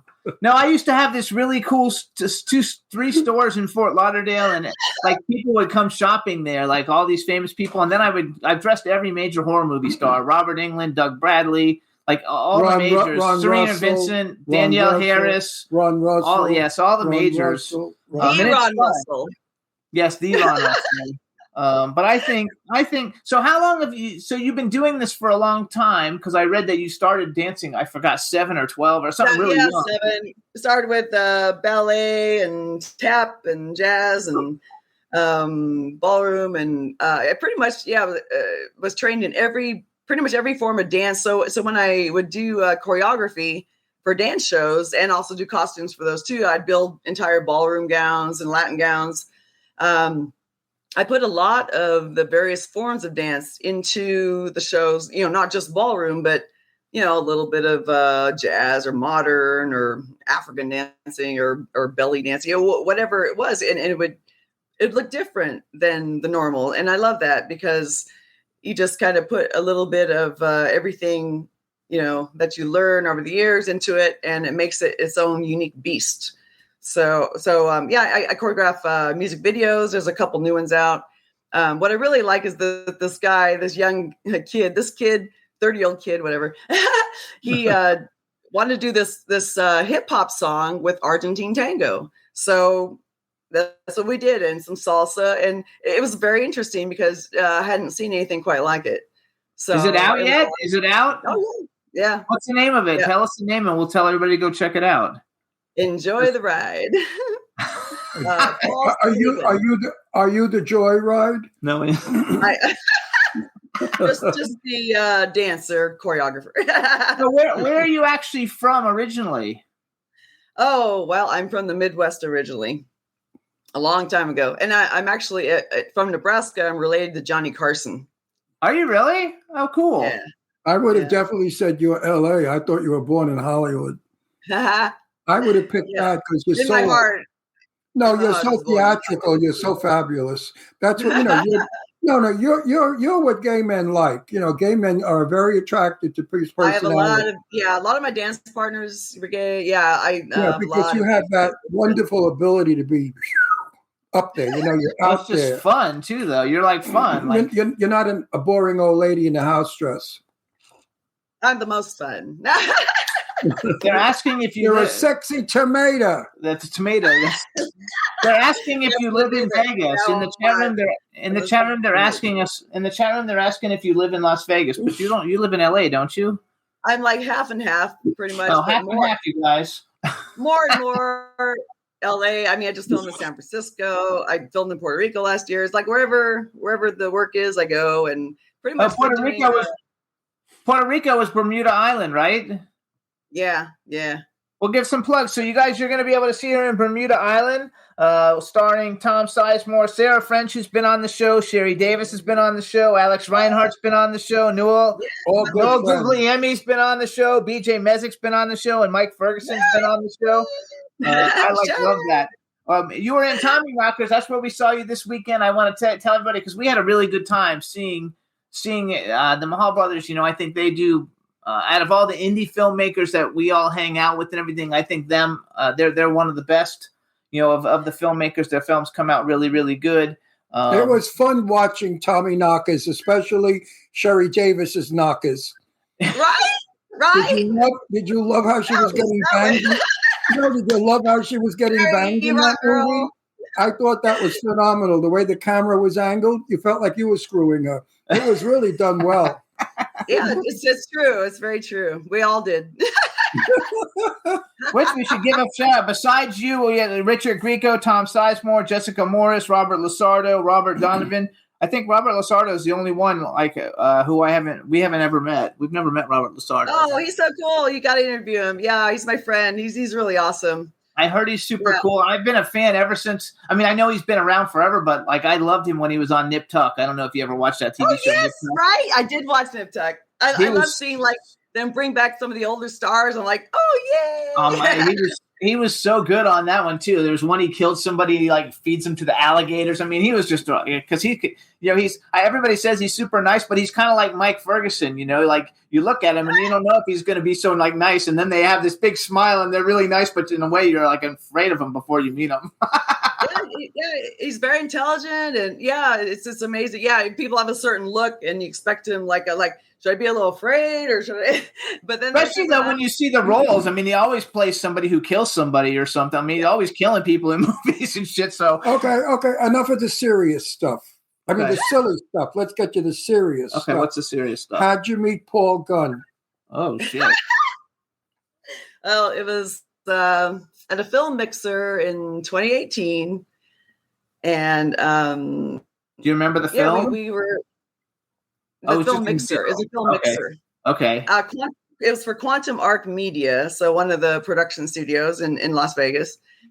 And we were friends ever since. And over the years, I was like his psychologist with his relationships. He'd ask me for advice, and I give him advice. So, at what point did you fall in love with him?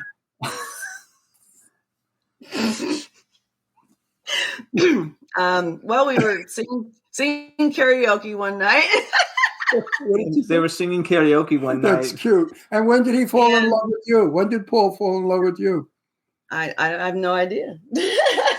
Paul, when did you fall in love with her? That's so funny. You're asking all the questions that they didn't want to answer the last time. I don't care. You know what? She's so easy to love. I mean, she's easy to love. I could see how Paul flipped over her. Paul's been around. He's had his share of women, and he really seems to be stuck with you. He really is stuck on you. Not with you. Stuck on you is what I meant. Not stuck with you. I wouldn't be shocked if one day we don't get an invitation. You say, come to our wedding. I wouldn't be shocked at all.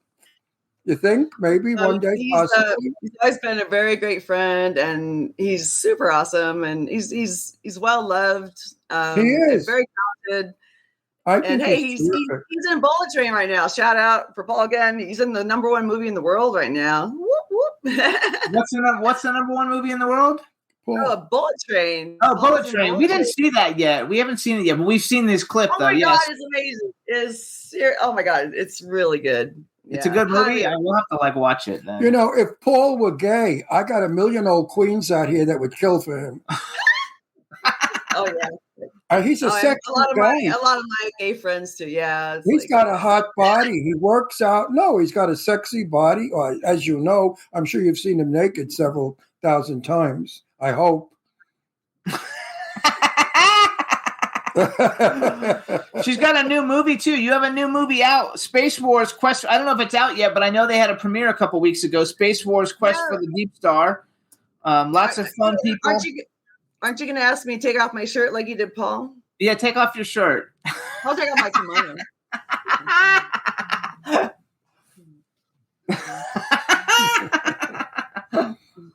Yay! She's all theater. You could have done burlesque easy.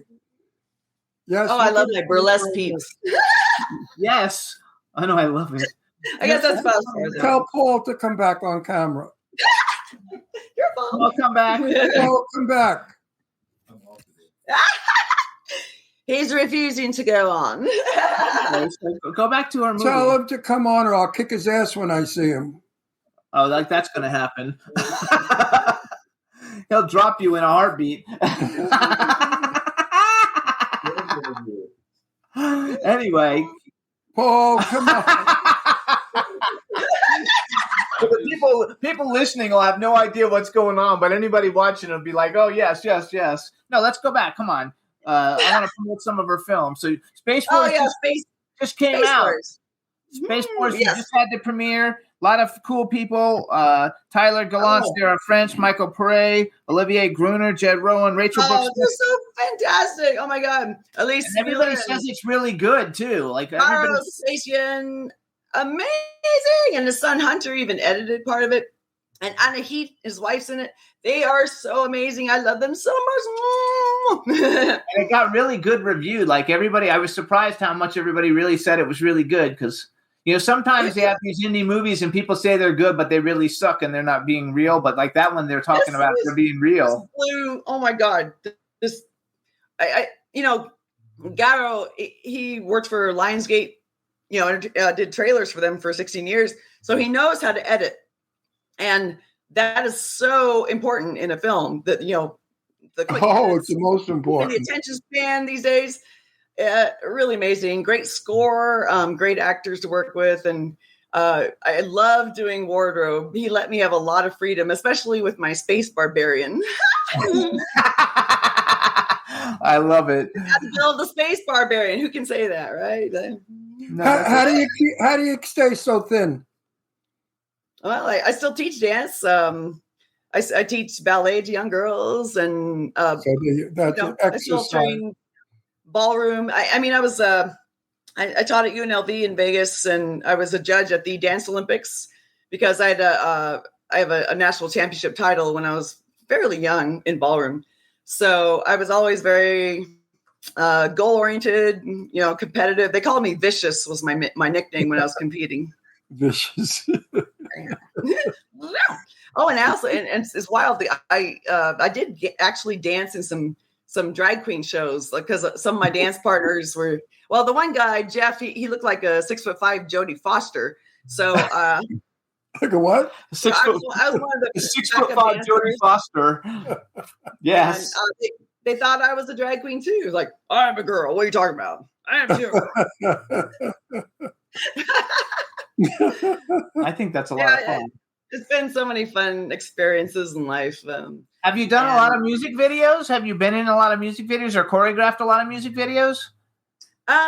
There's a couple of more recent ones. Yeah, the one I told you about. And then Joe Lujan, Chris Ivan, wonderful singer, and Joe Lujan's a wonderful director. So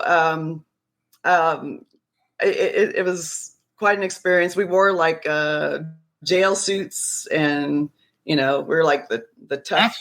I've heard him sing. We worked with them in Clown Motel 2. Ron shot at Big Bear, and he was like he was the one running the camera for while we were there, Joe and Chris. And so I heard their song that they were getting ready. It was right before they were getting ready to release a single, and it was really good. And this one was called "Focus on Me."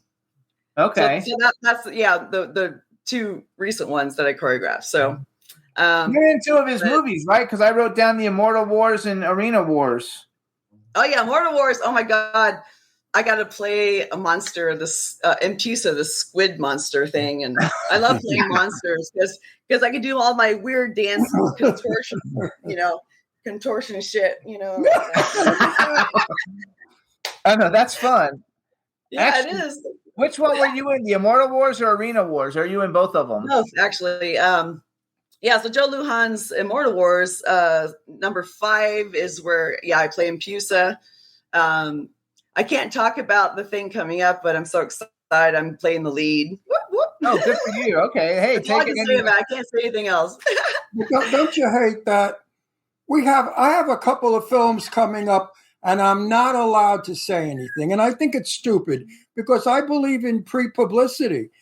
Sell it before it's shot or out. Get people to wet their, get them want to see it. I don't get it. They think they're going to steal the story. Come on.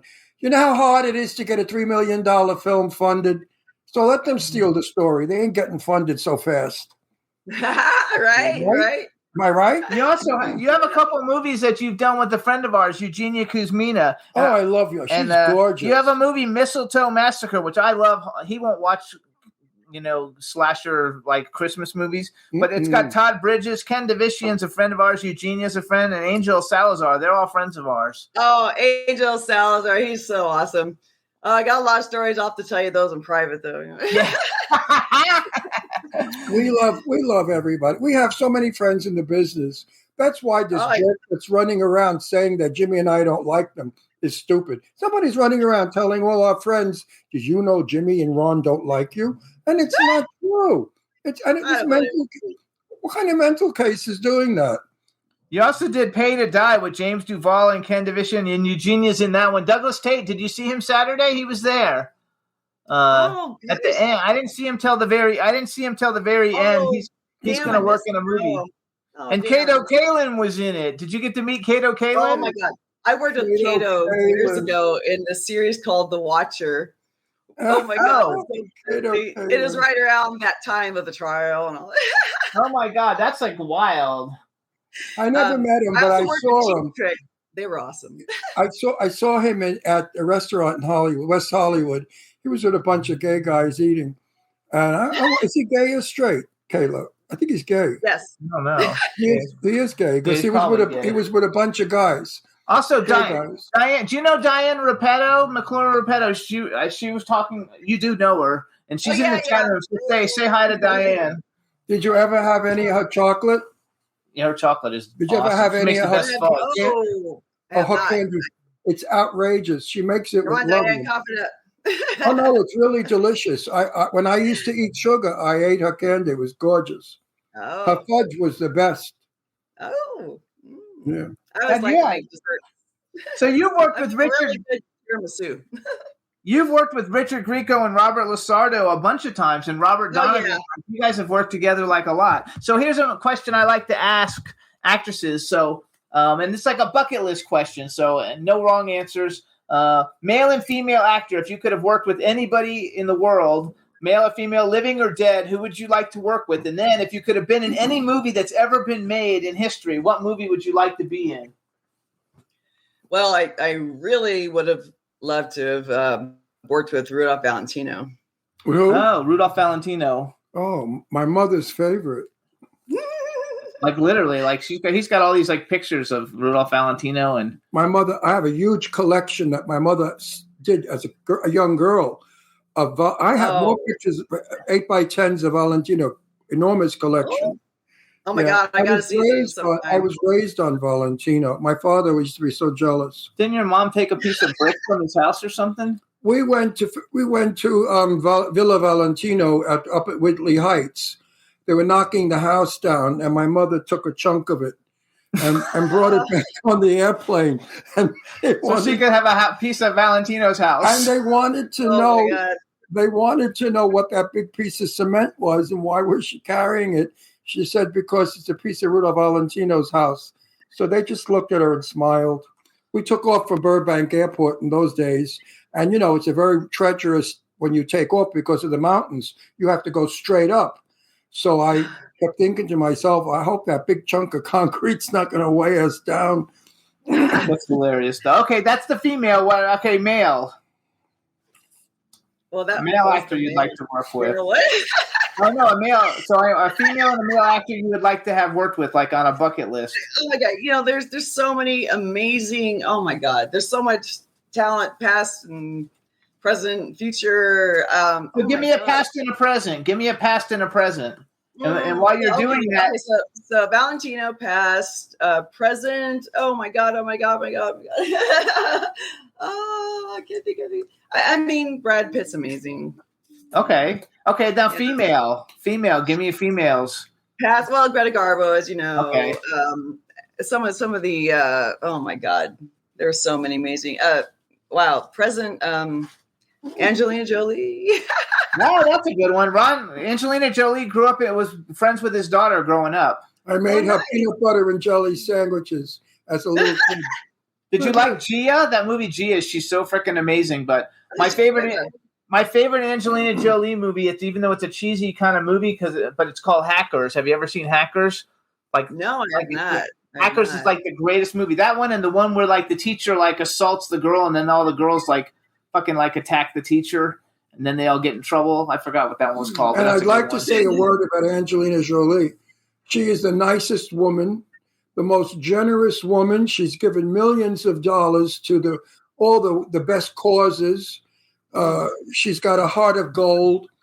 No. And when they say terrible things about her, it really upsets me. I think it's just jealousy.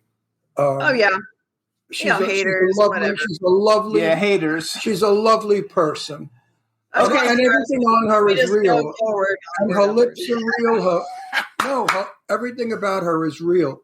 Those lips are not pumped up. Those are her own. She had them as a 4-year-old kid. She had those lips. So, okay, now a movie that you would like to have been in, any movie that's ever been made in history, what movie would you have liked to have been in if you could be in any movie that's ever done? Oh my God. Gosh, I love the epic ones, and I'm just like drawing a blank now because being raised by, the epic Hollywood golden era films and everything, like the Ten Commandments, or Yul Brynner, that's another one that I would have loved to work with, something like that. What's the movie that I like with Cary Grant? To Catch a Thief. I like To Catch a Thief, but what's the one where the airplane's coming to get him? And they North by Northwest. I like North by Northwest. Oh yes. Oh, the Hitchcock. Oh my God, yes, I have the collection of the original Hitchcocks before they went Hollywood, and so it's like the raw stuff that. If I had a wish to make a movie, it would be To Catch a Thief, and play Cary Grant's part, so I could get to kiss the beautiful Grace Kelly, who I was madly in love with. Right? As a teenage boy, I dreamed of her. I fell in love with her when I was 16 years old. Oh, Grace Kelly was magnificent. Like a lot of people did. I love the Hitchcock. Oh my God, the suspense, the thrillers. I love noir. I love the old noir films a lot. We watch Noir Alley a lot. Yeah, do you watch Turner Classics? Yes. Yeah, absolutely. I would love to make a noir film, a black and white noir film someday. Yeah. Oh no, you'd be good in that too. And I think we should all thank Robert Osborne for making Turner Classics. Oh yes. I knew Robert, and Robert was a sensational guy, very soft-spoken, elegant, sweet, kind man. I wish he was still with us. Yeah, very eloquent. Oh. Very nice. He was I met him on 57th Street where he lived. I was freezing my ass off. The water came off the Hudson River, the wind in the wintertime, you could die. And we were bundled up, and I stopped him. I said, Robert Osborne. He stopped. He said, yes. I said, you don't know me. And I introduced myself, and we chatted. He said, well, come on. My dog. Oh, bless you. Anyway, Padre Spiritus Sanctus. Come on, we'll duck into He said, come on, we'll duck into this lobby of a building and we'll chat for a minute. And I did. It's very kind, very nice. You need to be paid. We like all that. So what are you doing for Thanksgiving? Freezing your ass off if you quit wearing those Speedos around town, Yeah. What's that? You said you would be freezing your ass off if you wouldn't quit wearing those Speedos around town. That's fucking hilarious. You've seen pictures of me in my Speedo? Actually, the chat room is saying the chat room is saying happy Thanksgiving to you and Paul. Are you doing anything exciting? Are you cooking? Well, we're visiting his sister and her family. So that's good. Well, we're going to be at the Grammys. But listen, are you cooking a turkey tomorrow? No, but I don't know. I was thinking about maybe making some tiramisu or something, She's going to Paul's sister's house. Oh, good. You're going to your future sister-in-law's house. Yeah. Good. Yeah. And I do love to cook when I get time. I just made some linguine and clams for a friend of ours. We're staying in L.A. So. Yeah, that's fun. I love it. I love that. So you guys, you can follow Jean Heathen on Instagram. It's at JO_Anna ANNA_Heckman HECKMAN. Some of the movies she's going to have coming out. Bermuda Island. Is Pay to Die already out? Diane says she's in that too. No. Pay to Die. We just filmed that. Space Wars, Quest for the Deep Star, Immortal Wars is Decay's Paradox, Arena Wars is out. Camp Pleasant Lake, you guys just shot and you're both in it, right? You guys are both in it. I make it part of my contract that they have to hire Paul also and pay him. I know, that is genius. That's so genius. Are you going to the Grammys with Paul? Oh God, I would love to. Gosh. We have a Grammy. We have a Grammy party that we get to. Like, so I'll invite you to it once I get myself invited. I will. You guys can also. She's got Bloodthirst coming out. Night of the Tommyknockers is available Friday, I think. Bridge of the Doom, Attack of the Unknown is already out.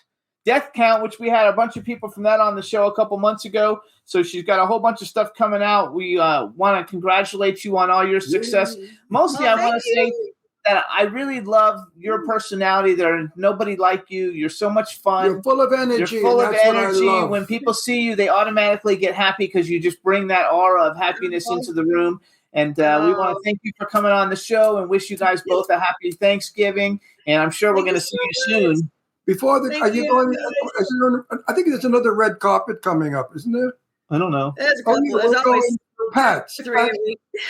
Are you going to go to Pat's red carpet? Oh, that's on Texas Chainsaw Massacre documentary on the 10th. On the 10th. The 10th of December. Oh, okay. Yeah, because there's one, the 2nd and the 3rd. Okay, now the 10th. We got to write that down. There you go. Right. Anyway, so we'll see you there. You're so awesome, and thank you so much. I'm so honored. Thank you. We'll see you soon. Happy Thanksgiving, honey. Bye. Happy Thanksgiving, Bye-bye. Paul. And everybody tuning in. Thanks so much. Everyone. Thanksgiving. Bye.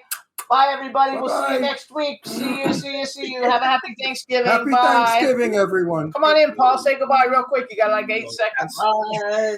Bye. See ya. Happy Thanksgiving, Paul. Happy Thanksgiving. All right, everybody. See you soon. Bye-bye. I know. Can turn out to be so wrong. Yeah, we in the mix. Yeah, we in the mix. It's another episode. Here we go. The Jimmy Star Show with Ron Russell.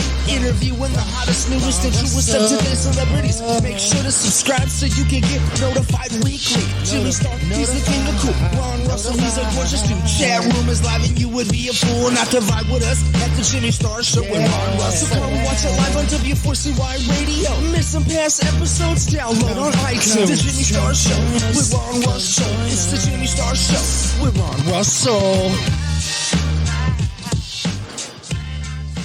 Get ready, Ohio. FanDuel, America's #1 sportsbook, is coming to the Buckeye State. And to kick things off, you can get started with $100 in free bets as an early sign-on bonus. Plus, when you sign up today with promo code OHIO, you'll be all set for when FanDuel goes live in Ohio. Then you can bet on all your favorite teams in all your favorite sports with $100 in free bets. Just download FanDuel's top-rated sportsbook app. It's safe, secure, and super easy to use. Make every moment more with FanDuel, official sportsbook partner of the NFL. 21 plus and present in Ohio. Bonus issued in non-withdrawable free bets that expire 7 days after FanDuel accepts its first real money sports wager in Ohio. 1/1/23. Unique user identity verification required. Offer ends on the go-live date. Restrictions apply. See terms at sportsbook.fanduel.com. Gambling problem? Call 1-800-GAMBLER. Ohio, this is your chance to get in on the action. Join today with promo code OHIO. By giving, people will be helping Nationwide Children's Hospital find cures, brighten patients' holidays, and people will be able to support their neighbors when they need it most. When they donate, they will activate in real time a butterfly-inspired light show for patients this holiday season. They will add holiday cheer to the lives of kids who really need a reason to smile. No one wants to think about their child being sick, but should that day come, the donation they make this year could help the care their child could need in the future. Please, give now at nationwidechildrens.org/give.